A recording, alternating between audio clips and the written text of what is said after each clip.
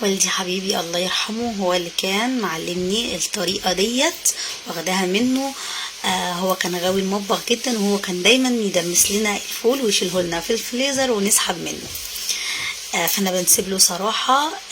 فكرة وطريقة الوصف ديت بتطلع معاكي الفول احلى من اللي بتشتريه من بره بمليون مرة، والقوام التقيل نفس القوام اللي احنا بنجيبه من بره جاهز.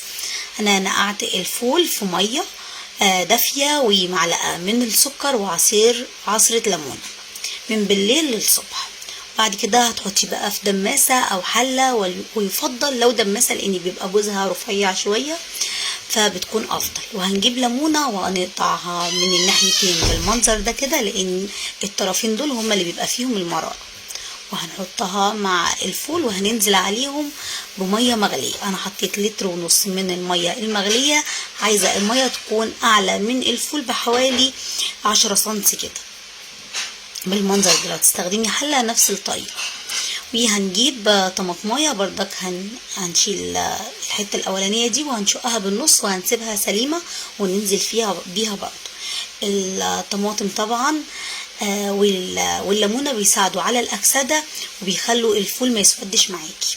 وهتحطي معلقة صغيرة من السكر، دول بيساعدوا على تسوية كويسة جدا. طبعا ولا هنحط جزر ولا هنحط عدس ولا رز ولا كلام من ده خالص. حابة تحطي مفيش مشكلة، بس بيغير من طعم الفول. دي الطريقة الأصلية، تقدري تحطي عادي مفيش مشكلة. او هوريكي القوام ازاي بيتقل من غير رز ومن غير عدس ومن غير الكلام ده كله. كل نص ساعة هتكشفي على الفول وتزودي مية لو لقيتي المية بتاعته قلت. كل نص ساعة هتكشفي عليه كده وتزوديه مية، بس اهم حاجة المية تكون سخنة. القوام التقيل بقى بيجي من هنا. 1.5 معلقة من الدقيق، عليهم نص معلقة من الكركم، عليهم نص معلقة من البابريكا، ومعلقة كبيرة من معجون الطماطم.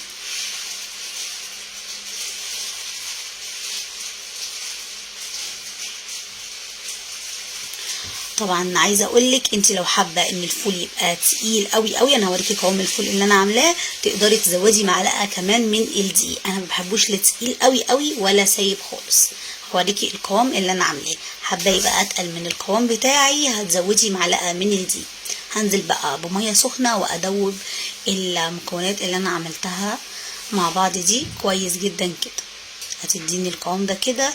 اول ما الفول خلاص يستوي معايا هبتدي انزل بيه الخليط ده، هو ده اللي هيديكي لون وقوام الفول المظبوط. هتشوفي دلوقتي النتيجة رهيبة. بصي هنا الفول بعد ما استوى.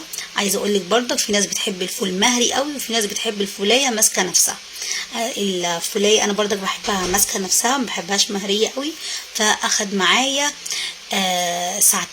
حابه تطولي عن كده، حابه يبقى يعني ناعم عن كده، زودي خليها 3 ساعات. بصي قوامها عامل ازاي.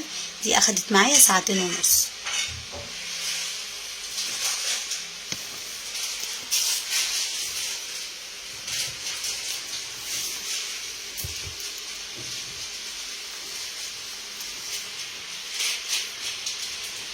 هننزل بقى بالخليط اللي احنا عملناه سوا مع بعض دوت، وهوريكي القوام هيبقى عامل ازاي.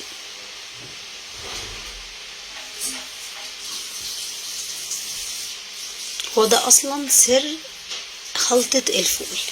هتشوفي منظره زي اللي بنجيبه من بره تمام. زي ما قلتلك، حابه تزودي عدس، حابه تزودي رز، حابه تزودي الكلام ده مفيش مشكله خالص. بس دي الطريقه الاصليه بتاعه زمان. وطعم الفول ليه طعم كده، ما تحسيش ان انت بتاكلي يعني مش فول. لما بحط رز وعدس والكلام ده بحس ان انا مش باكل فول. بصي المنظر بقى والسوا عامل ازاي، رهيب ولونه عامل ازاي، يجنن بمعنى الكلمة، رهيب. مش قادرة اوصفلك كمان طعمه عامل ازاي. بصي بقى المنظر.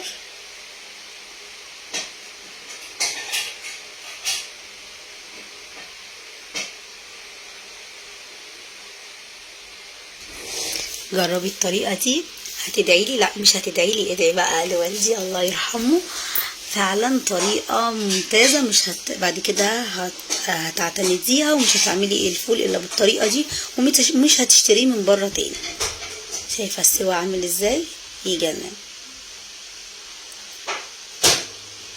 هستنى رأيكم في التعليقات، وربنا يحسن ما بين ايديكم، والسلام عليكم.